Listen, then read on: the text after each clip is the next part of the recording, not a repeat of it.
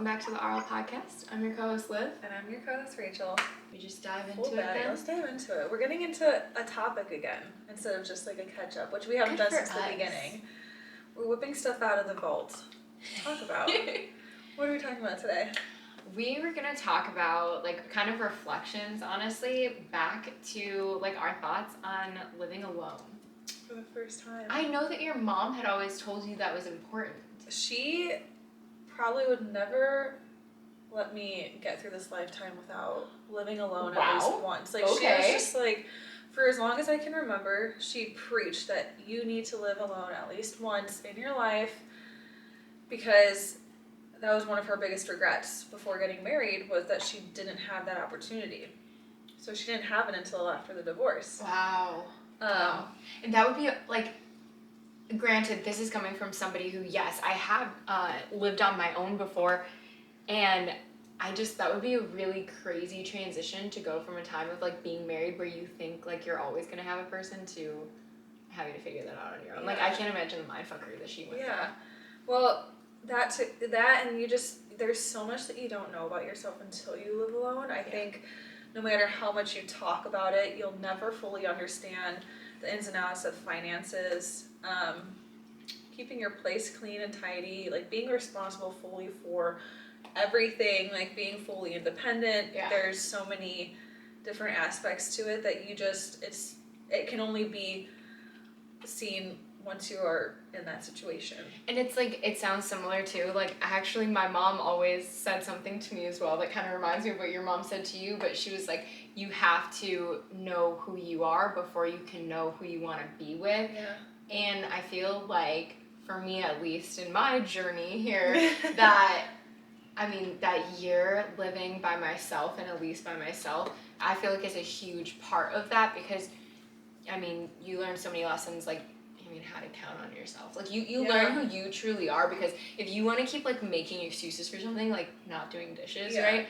Like it's glaringly obvious. Like you can't gaslight yourself into being like, no, I help out around the house. Like no, it's either you did or you didn't, and it's staring you at the face. Literally.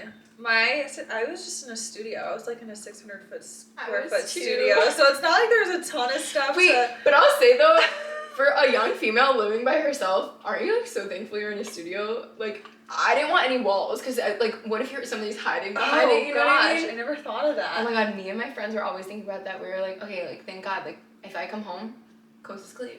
There's definitely times where I like check behind the shower curtain and just like make sure there's like nobody there. It's like you just gotta make sure. Yeah, no, you are having to look out for yourself too in ways that you just haven't before. It's kind of a reality check too. Growing up in a place where I didn't really have to be watching my back, and I was just, by the grace of God, grew up in a fine neighborhood where there was no crime, and things were fine. And then flash forward, I'm in the heart of Atlanta.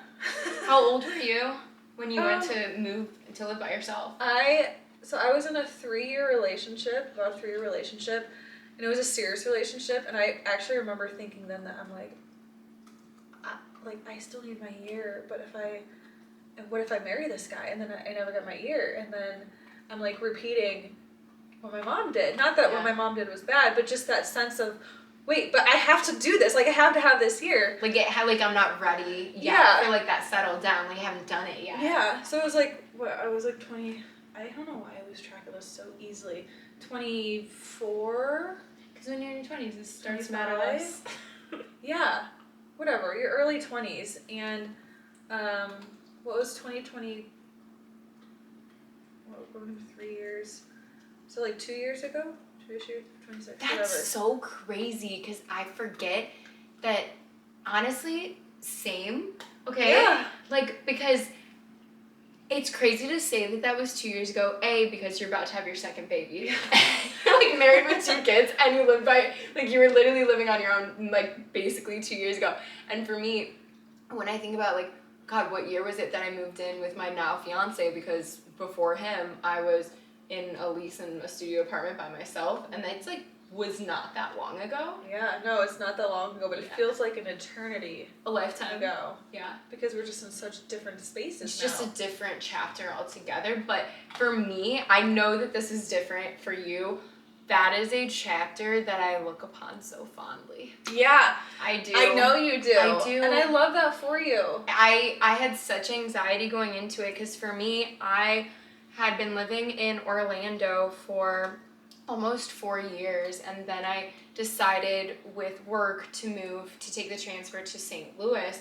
I didn't know anyone here, but I was like, I don't know, like I really felt like it was time for a change. I felt like called to it. Like it's so silly, but like I just kept feeling like that was my time. Like I was ready for a next adventure. Midwest sounded good, and so I knew I was gonna move back here, and I knew I didn't know anyone. So I was like, okay, I'm gonna go live by myself when I've only ever like lived with like friends and roommates and stuff. I'm gonna go live by myself for the first time in a city where I know no one. And so many people are like, why are you choosing that? And I was like I was just felt ready for it. Yeah, I feel like when that chapter, when one chapter closes, you just know, and there's just like this pull to continue forward. Such a pull, but also like I like as much as like I look back and remember it like so happily, like I was pretty nervous because I was like, I've never lived by myself before. I'm a really social person. I like having my friends around. Like, am I gonna be bored and lonely? You know what I mean? Yeah. Like that's scary, and like I feel like that's why so many people don't, because you're like, okay, but like it's really fun to live. Well, people get scared. Yeah, people get like really nervous and scared to just have to officially be on their own. And I feel like for you, it was coming from like a deep place of this like self-discovery, like you've got to, like you felt called to like you have to do it. I feel like it was the most difficult year of my life in a way. So now everything, I just feel like I'm living it up every day. Because that year, she's like, everything's better than that. Literally, that year was rough. And I remember wanting to get out so bad. I just, like, the work environment was tough, and it was toxic. And then, yeah, it was really, like, I didn't have friends until probably, like, the last couple months before I moved. And I met some really incredible people. And so it was just it was just a huge transition. I mean, I was broke out of my ass. And I just remember going through and being like, the lesson has to be learned. Whatever it is, like, I will not make it out of here alive. Things will not get better until I make it through the absolute downfall of my year. Like, I have to get through this because otherwise I feel like I'm going to just repeat it somehow. And there's something that I have to do, something I have to finish out here. I said 1 year. 1 year it is, no shorter than 1 year. And we did it. Walk me through then. Do you feel like it lived up to like the expectations of everything that like you put a lot of thought into like going into that, and you held a lot of weight then for what you wanted to kind of get out of that year? Like, do you feel like you got what you wanted? I think so, but maybe not in the way that I thought I would. As is life.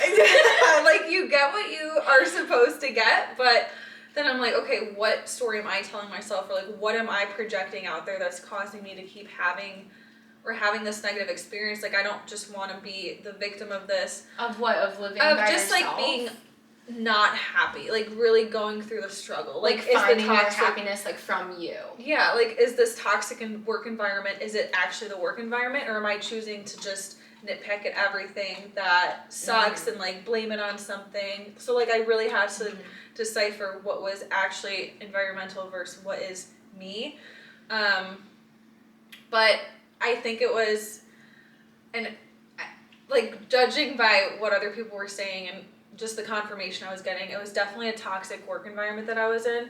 And I remember my face started breaking out in a way that I had never had before. So my work was not like a 9 to 5. It was kind of just like you're on all the time because it was social media managing, like accounts and stuff. So there was there was no clean break, even on the weekends, of like, these are my hours, these are like, this is when I'm off. It was just, I felt like I always had to be on. I was so stressed. I remember my rent was almost, like, with utilities and everything, like almost $2,000 a month for a salary. That's insane. For a $50,000 salary. Jesus Christ. which, if you do the math, you're not, It you doesn't are add not up. saving anything.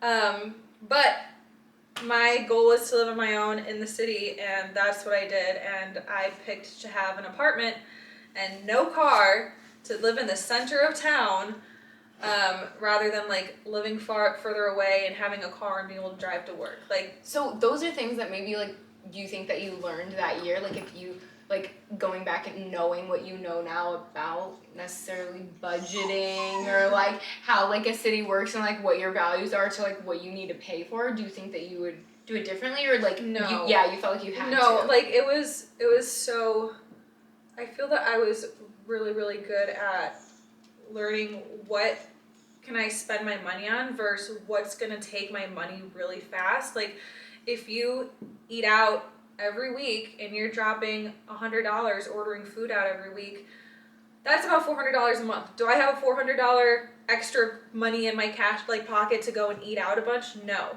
But I do have to get to work. So when it's raining out and I have no car and I have to get to work, then I'm gonna spend $10 on the Uber to get there and back. Or like I'm going to, if I have to stay late at work, I'm not taking public transportation because it's really unsafe there. Then I'm gonna spend on an Uber. Like there was like little things like that. Like I wasn't getting my nails done. I did not buy clothes. Would hardly ever go out to eat. Because this was your first year after college, or it was really No, it was my second year after college. okay. After I officially graduated. But it was like your first marketing job. It was my first job out of college, but it was 2 years after I graduated. Yeah.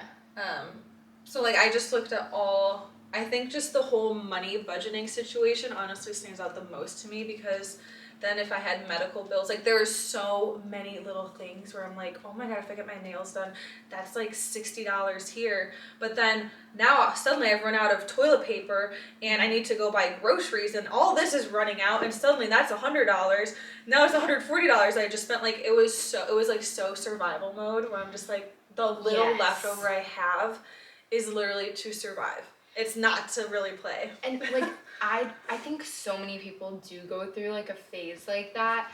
Well, I experienced it differently because like I had roommates back when I was in that phase where I was so survival mode. But I remember I have to remind myself sometimes like, oh my God, like I did used to live like that where I'd be checking my bank account like, okay, how much like gas can I put in the tank so that I can still, you know, go buy like my groceries that I want this week. And it's like, and when is my next paycheck coming? Like actually living paycheck to paycheck and budgeting out like, oh God, okay, rent is due, like I need to put this much aside. Yeah. And it's so trying because it's a huge mental load. Yeah. It's a mental load that you constantly have to be conscious of, and there's literally no way around like living your life around thinking that way because you can't forget about it and you can't mess it up like for one moment when you're in such a crunch like that. It's stressful. Very stressful. And I think that like that scarcity mindset that you develop after that time can be really difficult to come out of it, because when you're so used to checking everything, and it's hard too because not everyone understands it. Like not everyone has gone through. If I didn't go through that year, I would not understand finances as thoroughly as I do now. And like where like things go. And like I wouldn't have as much respect for other girls that are like, I'm sorry, like I'm trying to save it, like I can't afford to go out, like can we maybe just eat at home, or like getting my nails done is really expensive because I've been there. It is such like a privilege now. I feel like after having come from like a place when yes, it was like I needed to budget, like I remember going out to dinner and it was like with friends and it's like you're immediately just looking for what's the cheapest thing on the menu just so you can hang. Like, do you want to split this with me? No, literally, it's like, oh, I'm just gonna have an appetizer for my meal like, because sorry, I already ate. Like, I'll meet up with you guys after. Yeah, it's like embarrassing, but it's like after you've gone through that, it's such a privilege now to like go out to dinner and be like, oh, I've got this. Like, I don't have to like.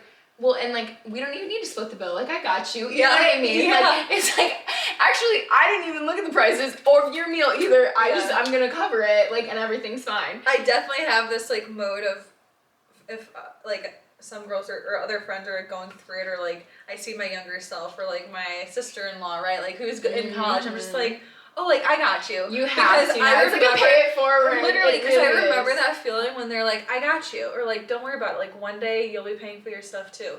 And I love being able to like be in a position where I can actually like do that now, because I'm like, oh my gosh, it was like divine to have like a treat like that, like someone paying for you for something. God, yes, but like was. genuinely wanting to, you know, and just like being kind about it, and just being like, don't think you have to owe me anything back. Like this is just relax, I got it. Literally. So budgeting, huge lesson. Absolutely. From living a year on your own.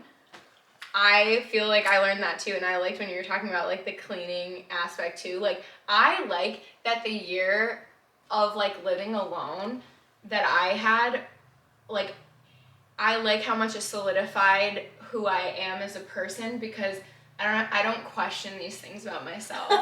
Like yeah, when you're in a relationship now, you're like, that's not me. And That's like, coming out. He's that's like, you don't do the dishes, and I'm like, I do my dishes. I've been there before. Like, I will do my dishes. Like, it'll get done. But that's something that I really, like, cherish about my fiance as well, is, like, okay, he lived on his own for how many years without me? I do not need to worry that, like, his bills are gonna get paid, the house is gonna be taken care of. Like, he did it for years before me. He can take care of himself, and it's completely different, because it's not the situation that everybody gets to have with their partner, because some people have been with their partners, you know, since high school. I know. And so they always had each other to lean on, or each other to, you know, take part of the mental load, or talk out the finances, or distribute, you know, the gas bill, or even like the chores at home, right? Yes. And it's like, like I know that my guy, he's got it if I'm not around. It's like it actually like helps my peace, honestly. Oh but God, I know yes. it about myself then too. I'm like, no, like I've got this. Like I truly, like I can handle the bills. If something needs to get done, I will get it done. Yeah. I'll figure it out. Yeah. And like that for me, I feel like is my biggest takeaway of like living on my own. And like I said, I was scared socially. Like what was I gonna do? Like I don't want to hang out by myself. But you're such an outgoing person, and honestly, that's why I thought I'd hate it. Well, for St. Louis, I want to say it's almost surprising because of how small of a town it can feel, because everyone's really from here, and so if you're in a clique, then, or like if you're meeting St. Louis people, it can be much harder to integrate. But the weird thing is that there is such a big little group of, what are they called? Like people that are not from here. Oh. Transplants. I was about to call them There's expats. a group of a little bit far. There's a good group of like transplants that are here, and you just like, I feel like you just went into it with a good mindset though. Like you were nervous, but you're like, okay, like here we go. Like it forced like the outgoing side of you. The mindsets that we were both in when we entered this chapter, I think, were a little bit different. Yeah, you were different coming reasoning. Off a breakup. Well, from coming back and I was going off a breakup. Yeah, when you started your year alone. But in my head, I was like, the breakup. I did not feel the breakup for more than like a few days. Okay, I was gonna say let's talk about mindset. Like, where were you mentally when going into this year? That's a good point. Let me think.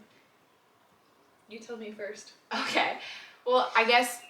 I remember this chapter really fondly because I felt so productive, because of I was able to like mentally lean on what I knew I had going on, which was a lot of things that kept me really busy. I was currently, like back then when I moved and started living by myself, I was in grad school. I was training for a marathon. I still had my full-time job, and I had a bunch of like plans to go back visit my friends home from Chicago. So I was like, I know I'm gonna keep busy for like a few months even before it'll even really set in that I've moved away, that I am living on my own. Like I'll keep really busy, and I completely solidly went into the year knowing like, okay, if worse comes to worse, I can go join a alumni chapter for my sorority. I can go Bumble BFF or whatever. I was like, but before I do that, sources that you knew you could reach like, out to. you know, like Bumble BFF, I've seen people do it. I've never done it myself, but like I knew, like I had a plan where I was like, I've got to like implement these plans, and I was really good, especially at having my experience in Florida where I also didn't know people when I moved out there very well. I knew how to force myself into those uncomfortable situations. So I was like, I've done it before, I can do it again. It'll be uncomfortable, but I think like one of my biggest truths to myself is you have to get uncomfortable to get comfortable. Yeah. So I was really good at forcing that out of myself. So I was like, take a little shot of tequila in my apartment, and let's make it happen. Oh yeah, like, boombox guy comes along. You've heard the story, you know? So I knew that I had things to do, and so I had a plan, and so I was ready for it. Like I was like, actually my social life's too much in Florida. I could use the calm down of like, I like who I am, I can trust who I am, I'm gonna go put myself in this position, and you know, you sink or swim. And I think that that's why my biggest takeaway from living by myself from a year is just like the solidified trust in myself. Yeah, well, I think like that says a lot too. When you've gone through a lot of harder things in life and you've come out on the other end, you're like, you trust yourself more to make it through other hard times and just like get through it. I feel like it's something I've been thinking about a lot lately, about how like, you know, you have to constantly take action in your own life to remind yourself who you are. That like, you know, when other people try to say this or that about you, even like act just like a little spat with your partner, like oh, you know, like what I do dishes or whatever the heck, it's like actually you can lean back on action then and be like, no, I am this, I am this kind of person or that kind of person, you know, like you can trust yourself deeply. Yes, absolutely. Okay, I forgot about this, but when I moved to Atlanta, it was probably the lowest point of my life. Like I totally forgot about this whole phase, and that's one of the reasons why I had to leave my relationship too. Is just I was just unwell mentally, but I was actually like probably what they would call suicidal. Like I actually would like that's how low I was. Holy shit, Rachel. And I'm just like thinking of that now. Wow. Like it was bad. It was really bad. On that note, and I don't know like what changed. Like but I totally just like blinked, like I totally forgot about that. Like it was just so rough. I don't know why. That's pretty incredible because you were in such a negative headspace then, and I don't throw that word around like lightly. Like it's not just like I was having like a bad day. Like I was, like I had to leave my relationship. So you're right. Definitely different mindsets. So mine was like mine really was survival mode. And you were already in such a tough place, and then you put yourself in a really tough situation on top of it. Yeah. Wow. And I think it's when you just forget how much you accomplish too, and sometimes like if I have family talking about it, or like more specifically my mom and like my stepdad or people that were in Atlanta, they're like, you realize like you did everything on your own. You moved here, you made that call to end the relationship, you made that call to move to Atlanta, you were the one that sent out resumes, you were the one that got that position that people wanted for that job, you got your apartment, you paid for your like everything you did that year was because of you. You did that. Like nobody helped you. My mom did not help me. Like parents did not help me. Like it was like all me. How do you like, you know, looking back now feel about it? I mean, I think that's just why it was it just had to happen. Like it was just such a low point, and there's like you cannot enjoy life, or like you will not have or like be able to see like the beauty and the color of life without like that low point. Like eventually you just kind of start building yourself up more and more. Do you think that putting yourself through the hardship of living on your own and moving like across the country to cities actually like helped you out of that rut? with the circumstances, like, yes, like, it wasn't gonna happen here in St. Louis. Like, I had to leave completely, because I was completely dependent on my ex. I had no money, so, like, being completely dependent in that situation, like... Wait, like, you went from feeling, like, so dependent on somebody else then to forcing yourself to prove to yourself that you got it. Like, you got your independence back. Yes, yeah. That's kind of empowering. That's very empowering. Forgot to mention that. I was broke before the year in Atlanta. Atlanta was a different kind of broke. But, you know, it's all like... Before Atlanta, you had somebody else to lean on, and then in Atlanta, it was like, oh, no, it's on you. No, it's on me. It's on you. Yes. And that is a tough realization. It's intense, yeah. Like, I forgot how... Because by the end, like, by the end, I was pregnant. I was gonna get married. Yeah, I was gonna say. So the end of your story is a relationship. So things can like seriously do a 180 in such a short amount of time. But that short amount of time is absolutely crucial and like so transformational. Like I don't even think Luke knows how low I was at that point. Like at the beginning. He kind of knew you back then, but he knew me. But it was like not his business for me to be sharing any of that while I was going through with my ex and like making that break up and whatever. It is a wild timeline that you went through in 1 year, and then I was thinking back, I was like, oh dang, like 1 year for me, and then I was like, oh actually no, I was almost 2 years on my own. Yeah. Yeah, almost 2 years without a roommate or a friend. Because like I said, I thought of doing a roommate, but I was just like, I'm not doing college again. Like, I will not do a roommate. It's gotta be me on my own. I was just like, these are the rules and regulations and I will follow it to a T. I don't care what it'll help me with. Rent, whatever, friendships, I don't care. I have to live on my own with my cats. You know, it's so crazy because I was also in a relationship when I moved down to Florida, and we moved in together when I moved to Florida. So I was 21. Sorry guys, yeah. I was 21 when I moved to Florida, and I moved in with my boyfriend, and part of me leaving that relationship was leaning on friends that I'd made, which they were all new friends back then because I was new to Florida. Yeah. But for me, like, living on my own didn't seem like a viable option at the time. And it's kind of funny because it's like, I don't think it even crossed my mind to be like, okay, no, like I need to go like live on my own. That's when I asked some friends. I had a friend who was going through a really rough breakup as well. And I was like, maybe we should live together. Yeah. That was the start of the next chapter, if you will. Hold on, guys. My dog, if you heard that squeak, she didn't get a walk today because it's been storming outside. So poor girl's full of energy and found a squeaky toy. But yeah, so I like finding a friend, finding a roommate back then was like what mentally gave me the peace to be like, okay, like actually I can move out away from that boyfriend, move in with a friend, and everything will be good. And I wasn't making a lot of money back then at all, right? So it's like that definitely for sure was part of it. But back then, so again, I'm 21 at the time, maybe turning 22.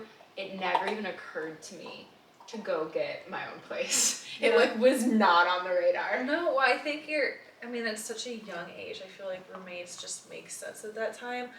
And let's be real, like, there's a time where girls need their girls. Like, it's not their partner. It's not, like, you just need girl power to just, I feel like, just get through whatever you're going through. And there's just that bond that, like, I feel like allows you to kind of find, like, your confidence again, if that makes sense. Like, because when you're with other girls, sometimes it's just, like, they got your back. I don't know. It's just, like, woman to woman. Like, let's talk. Like, you know? I don't know. This is hilarious because I agree with everything you're saying, but my roommate I ended up living with was a guy. Oh, it was a guy? So yeah, woman power. Love that. You know, he's basically a girlfriend, so same. Okay, well that's really cute. That's really cute. Guys, you know, I don't think I'd be able to live with a guy Okay. that early on because I didn't think we'd get into it, but look, this is how this went. Wine Wednesday. Wait, that is so funny. No, I was like, why are you giving me that look? Like, I what was are you literally disagreeing with? like, I'm like, do I mention this now, or should I just ride the wave am I of just like girl digging power? myself in a hole? Like, No, okay, so this is like a plot twist of my life that I think probably it's kind of off-putting to people. I ended up living with my guy friend, roommate, for almost 3 years. We were best fucking friends. I love that. And well, and everyone's always like speculative, or I don't know that I need to say everyone, but people have been speculative in the past of like platonic friendship of like guy girl, and we were living together. We ended up living together, like I said, for almost 3 years. I'm just gonna set the record straight, guys. There was never any funny business happening. We never even got any close to that, and I think that that's one of the reasons why I really cherish those years, because it was really nice to have a straight guy who was just truly a friend to me. And I think that when people play with that whole can guys and girls be platonic friends, and I even could be wishy-washy on my answer there, but in that situation though, I think we had a lot of motivators to be platonic. For example, we needed each other to pay the bills, so we didn't really want to screw that up. You know what I mean? And you clearly re-signed 3 times. Yeah, like with that person. It worked. We had a good thing going. Why mess with it? And I feel like if you're in your 20s and you have a roommate that you're good at living with, a lot of times people don't mess with it unless you get to a relationship. Can males and females be friends and not be a thing? I'm gonna give this answer, I think, right now, because me and him, we were completely platonic friends, and so I think that that's incredibly rare, and I think that so many people would maybe like fight me on that and say like, oh, he had a crush on you, obviously, like the whole time. I don't actually believe that. I think that we had a lot of mutual respect, and so I think that really honestly like builds up my image of men, even if he was not my kind of a guy in that kind of way. But I think that men and women can be platonic friends if there's like a motivating factor to be.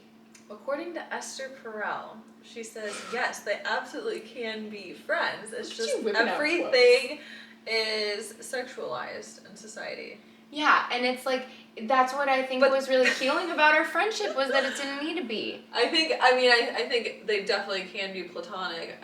I'm trying to think if I have any friends where it's just like, if I didn't give the green light, would they still be like, no, we're just friends?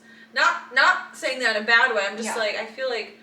I mean, my only guy friends now are like friends, significant others. Yes, yeah. Or my fiance's guy friends. Yes. Like, it all has to do with like a relationship in some kind of way, are now, just because me and him haven't kept in touch. So you guys moved out to St. Louis and then you just lost contact? No. Guys, wow. I didn't know we were going this deep, but here we are. I might as well get into it. So me and him kind of lost like our deep friendship before I moved out. Like, it had faded, and I think there were many maybe contributing factors to the fade.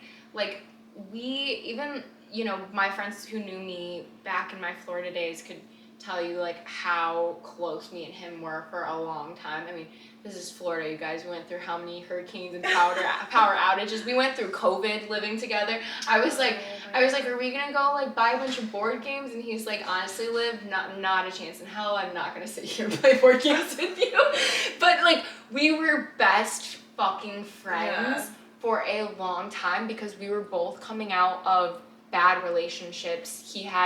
There was a cheating situation for him, and so he was like no go to everything, and I was just getting out of a relationship where we lived together as well, and so we were both coming on to like the epitome of reclaiming like our single years in our 20s, where most of our friends and the other people we knew were in relationships, so we were like each other's single friend.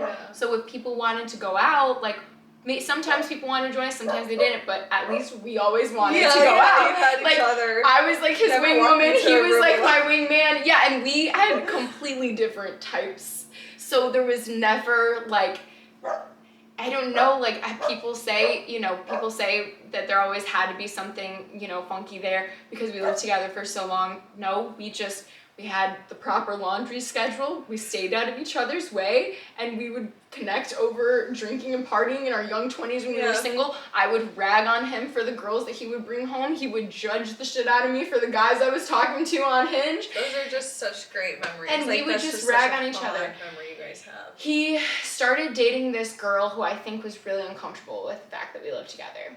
I think that had a big influence on him, and she came to visit because she didn't live in the state for a while, and so she came to visit us for like 2 weeks.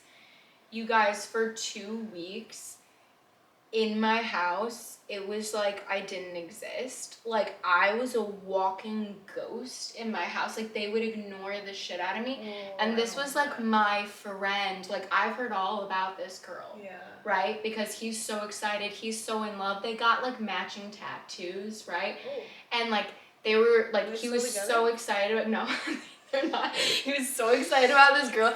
And then she came to visit. And I normally hear all of the tea. Like, he was a gossipy kind of guy. Like, he was girl's guy, if ever there is one. And all of a sudden, I come home from work, nobody's talking to me. I walk past the living room where they're sitting on the couch watching TV, it's like blinders on. Like, it's like, I feel awkward going to my kitchen. Like, this is your house, too. That's what I'm saying. Like, you never, like, people who've had multiple roommates in the past know what I'm talking about, of, like, you have a good roommate situation, amazing, you're friends, like there's no weirdness in the air, and then it turns sour, and it was like I felt uncomfortable being in my own house. She leaves, like he takes her to the airport, he comes home, immediate different energy, and I said, what the hell? I mean, I immediately said to him, because I was like, I feel like I was just ignored the entire time she's here. Like, obviously she feels uncomfortable with me. And he's like, 1000% to a T, that's exactly what was happening. He validated the whole thing and said, yeah, I was completely right the whole time. And I was like, gonna rip my hair out like I'd lost my friend. And he's like, honestly, like, I don't know what I'm gonna do. Like, yeah, she's uncomfortable, but here we are. And then he was like my friend again. And anyway, I think that was maybe the start of our drift. Yeah. And by the time I was moving out, I mean, I don't even think he came to like a going away party for me. No, he didn't. We like basically weren't friends anymore. And so it's like, it wasn't like a, straw that broke the camel's back about it. It was like, I mean, I don't know. I've never once seen him when I've gone back to visit Florida. And it's crazy to me, and this is the part that's disappointing to me in just a really vulnerable sense. It's insane to me that we were so close. Sorry, this is so crazy. God, no, that's okay. It's just like, it's just a lot coming out today. Guys, my period's coming. My period's coming. Everything's fine. It's just insane to me that we were so close that, like, I would confide in him about all of the guys I was dating, and he's never heard about or met my now fiance. Yeah. And, like, wow, I just promise I'm, like, not this upset about this friendship loss, but it's just weird to me that, like, I would have thought he would be at my wedding. Yeah. You know what I mean? Yeah, well, 3 years is not like nothing, and that's just like, he was like totally my brother. It's still a best friend. He was totally my brother. It's like, still a breakup yeah, like we would always say how, like, like how he would act like when I'd bring the right guy home or something. You know what I mean? And like it was so weird. I remember when I started dating Hayden, I do think that I texted him at one point, like, and was like, it's so weird that like I can't talk to you right now and like tell you about this guy, because like I said, he was a girl's guy if ever there was one. Like, he would gossip just like all of the good girls can, and share all of like those feels and deep thoughts. And so it's kind of weird because sometimes in my head I feel like almost like I like gaslight myself about that friendship because I'm like, it literally just ended one day. Yeah, and it's crazy because I'm like, oh my God, like, wow, I forget that I lived with him for almost 3 years. Yeah. Like, if we kept in contact now, it would seem like less like that, like less like it didn't exist. You know what I mean? Like how it becomes weird. Like it is a best friend breakup, but it's like almost, again, there was never anything like romantic or relationshipy about me and him. It doesn't have to be emotional. Yeah, but like, someone. And so it does still feel like a breakup where, you know, when you break up with a partner and then all of those happy memories that you shared, like just you two, seem to like fade.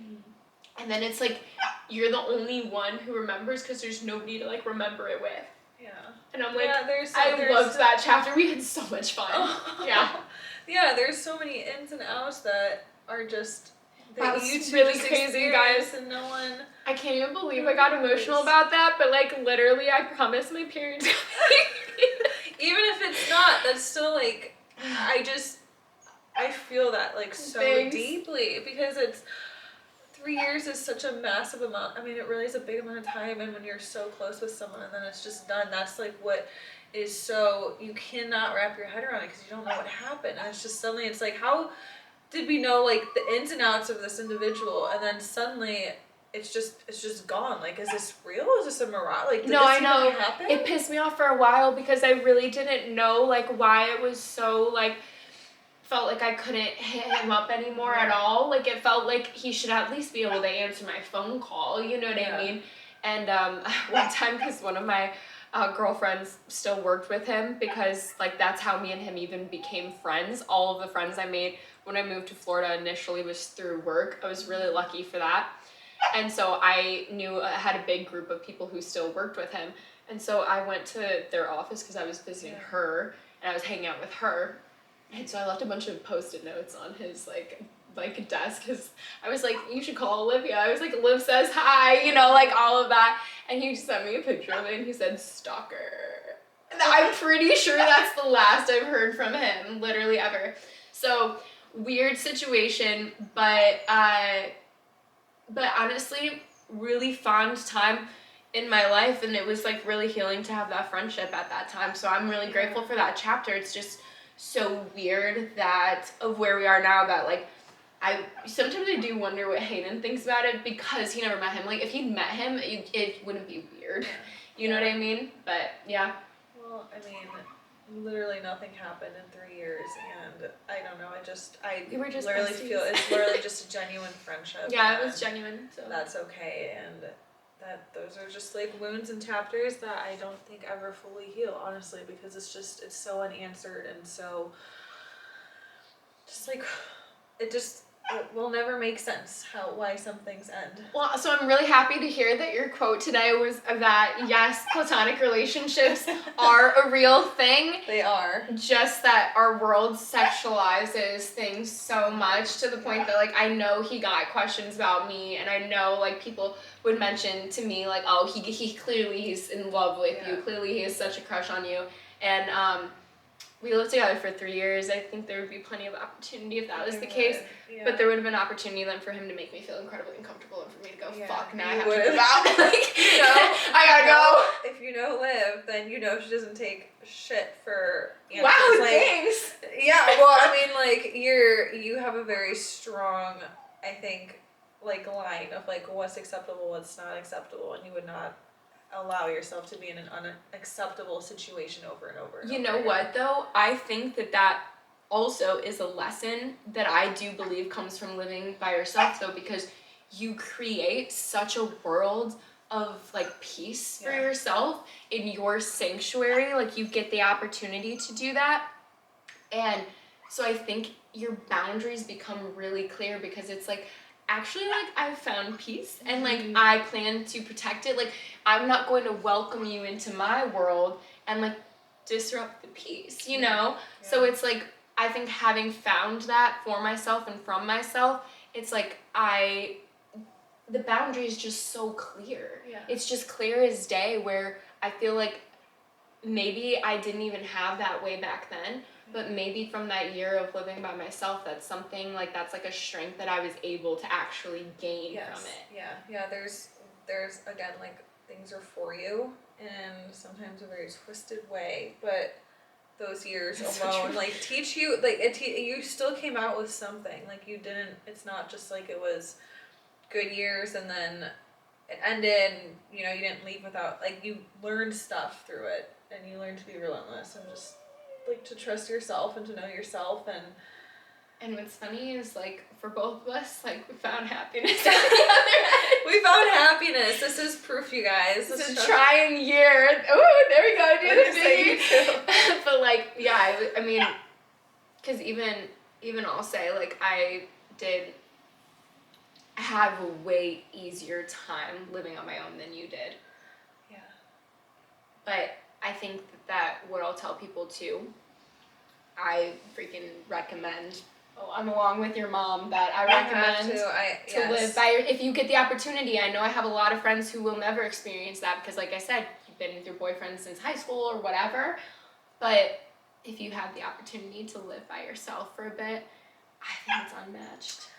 It is very unmatched. I also highly recommend it, and I will enforce that with my children. That you have to live alone. You know what I read recently too, and it's like I would have loved to have heard this when I was doing it, but that you're alone, you're not lonely. Yeah. There's a big difference, and I totally like. I feel like we mentioned maybe this before, just you and I, but like no, I remember like I thought maybe if I left the TV on in the background, I would feel like less alone. Like I feel like that's when I started watching the Kardashians because I was like, okay, they have such a big family, always talking, and I would leave it on. The in the fact background. that you had a TV already said a lot. Because you didn't. You just keep up your laptop. I did not have a TV. Oh my god, no. Dude, I remember from having to live on my own, okay, tell me one thing that like surprised you about the world when you like got to that phase. Like, do you remember like I was like, why are pillows so expensive? Like accent pillows, throw pillows. Furniture was expensive. I was more so like, expensive. Why are there so many freaking creepy and dangerous people out there? Okay, wow. Did you get But there was a shooting right outside of my apartment too. So like we had to we were on lockdown and everything. And the public transportation system, MARTA, I didn't know was not that great and safe way. So like past a certain hour, like you just don't go. And there were some cases where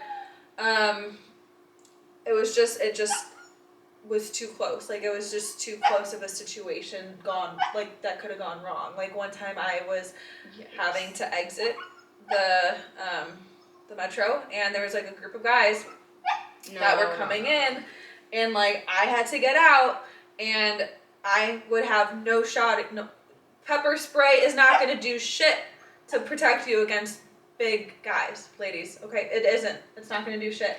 I remember like I was like, okay, I need like a Ring doorbell or something of the equivalent. I bought one. It sat in my drawer the entire year because I never installed it. Because I'm not tech savvy. Yeah. It wasn't even an apartment. It was like the public transportation system. There was one guy that like tried. But when I was walking out, they were like murmuring stuff, and then one of them like was like this to me. No. Yeah. She, and I'm like, for anyone who's listening, like, she just like grazed my shoulder. No, yeah, like, like in said a touchy it was way. like catcalling. And then there was another situation where this guy I think probably was on drugs. I don't know what he was on. I was waiting for the metro. It was in the morning. There was one other guy that was next to me that like clearly was working a corporate job. So I'm like, okay, he looks sane, but this other dude does not look sane, and he was like trying to talk to me, and like I was not having it that morning. I was just like you can tell when someone's on shit. So like he was on shit, and I remember he said something, and I was like, no, because I'm like, I think he was like asking for money or whatever, and then he was just like, he approached me and he tried to give me a hug, and I was like, what the fuck? No, because like he tried to that's what it was. He tried to like shake my hand. I was like, no. And then he came up to me, and like he got really close, and I backed up, and I shouted, and I was like, what the fuck, no. And it got the other guy's attention, and this dude if it weren't for the other guy, like, I think he easily could have just, like, socked me one. Because, like, the look on his face of, like, how dare you say no to me? Like, anger. And this other Metro on the other side came, he darted into that Metro, and it took off. And I was just there, like, there was one too many close calls. There was so many little signs that, like, I had to get out of the city. Like, there was a lot of little close calls like that. Oh my god, I lived in the city when I was, like, delusional and, like, 19. Yeah. Like, I was. No, it was intense. But those are good parameters if you live in a big city. Like, I know I had rules about, even Chicago, like, about the trains and public transportation. Like, if it's past 10, like, good riddance, like, you can't take the train anymore, you know, and you don't go past a certain stop and all that jazz. You have to have restrictions like that. And I think, like, I learned a lot about my surroundings, like being alert 24/7 about my surroundings. That's what I think. You learn that really learn my instincts, like of me, like who's behind me, who's next to me, like what's that noise, like always. And my now husband never. He's like, why do you notice everyone's staring at you? Like, I'm just like, do you notice this person staring at me? Like, how do you notice that person staring at you? Like, why do you notice that? Or like, who cares behind you? Like, because you've never had to in your life. That's honestly funny to me that, like, Luke isn't that this level was, like, of vigilant. early on. I bet now that he has babies, he's, like, vigilant now. This was early on. Because I'd be like, why are they staring at me? Like, I would point everything out. But when you're a dude, like, you don't. It's just not something you really have to pay attention to. Sorry, men are not going to be catcalling you on the train, being like, "You smell so good. I wonder how you taste." Has a guy ever experienced that? I don't think so. And this is my thing for, like, men, like, know your power and understand, like, catcalling, like, oh, you're so beautiful, or like, pretty baby, like, where you think that doesn't sound aggressive. This is what I have to tell, like, guys all the time when they're like, no, I don't understand if he called you pretty or beautiful or whatever, like. It's not in the complimentary kind of way. I'm like, it's actually different crowd. I know, I'm like, it's aggressive. It's aggressive because, especially even if you're around, like, other men, you don't know these men. Like, truly, if you wanted to do something, what could I do? Yeah. Truly couldn't. That's why it's aggressive, because I don't know you and you're putting intentions out there that you've noticed me and that, like, you would care for something to happen, and that's what's freaky of why it's not a compliment. This gets me so heated. This is why I have to politely tell my neighbor to fuck off, because it's like a manipulation tactic, because they're going to be so nice to you, they're going to be so kind to you and saying inappropriate things, but the moment you question them, because they have this beautiful, kind, caring personality that everyone else sees around them, then now you're the crazy one for being, like, questioning their intentions or questioning what they're saying. Do you get what I'm saying? Yeah, I do. No, I do. That beautiful, that pretty. If that person is, like, the class clown, like, everyone loves this person, or, like, the one that's the first one there to help you out, it doesn't excuse like, inappropriate comments or things that they're saying. And I'm not talking about someone that is genuinely being like, hey, you look beautiful tonight. Like, we all know the difference. We all know the fucking difference. But, like, and especially if you're, like, an older gentleman, like, coming up in, like, a type of way, it's like, you can excuse yourself, sir. Like, if nobody's really put you in your place yet, don't try me now. Don't try me now. Yeah. I'm like, I've got a child to take care of. One daughter, possibly two. If you want to learn how to have a voice, have kids, because you are their voice. There you go. Hell yeah. Anyways, anything else you noted down for living alone? Honestly, guys, I was thinking about this because, you know, Rachel and I actually, like, made a plan that we should chat on a topic today, and I guess one more thing about it is, I am a very, like, type B person, and when you live by yourself, you might not mean to, but you get in a routine, and you, like, actually learn to thrive in a routine, or, like, the value of it, you know what I mean? Yeah. Like, it's like, if you just have you around, it's not like, I can go, like, hang out with my roommate, like, oh, what are you doing today? It's like, you have some sort of plan made in your head of, like, how your day's gonna go. It's like cook dinner and take a shower and put my music on. And you, like, start to look forward to that. Yeah. And before that, granted, I was 25 when I lived on my own for the first time, so this is, like, also I feel like when you start naturally maturing more. But, like, I totally started to, like, look forward to that. And because I was such a social person, had to learn to really, like, be entertained by myself. Like, you learn, to have a good time with yourself and hang with yourself. You learn to be present, I think is what, you learn to be present with yourself. But I love it. Well, guys, our camera's dying. Yeah, I just noticed that. So Thanks for listening. We're gonna leave it there. Thanks for listening, you guys.